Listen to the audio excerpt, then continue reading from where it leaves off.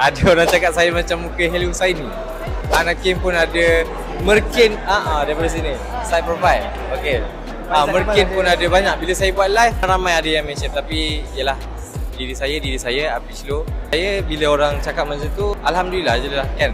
Orang macam orang tahu personality saya ni menarik lah. Maksudnya apa yang orang mention tu semua menarik kan. Betul.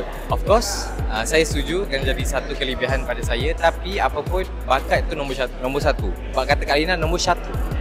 So saya kena ketengahkan bakat saya daripada rupa saya atau penampilan saya. InsyaAllah saya akan buat yang terbaik dalam B-Stage Alpha 2025 dan saya akan buktikan saya layak untuk ke final. Insecure dengan suara sendiri tu tak. Saya insecure dengan suara peserta-peserta B-Stage semua.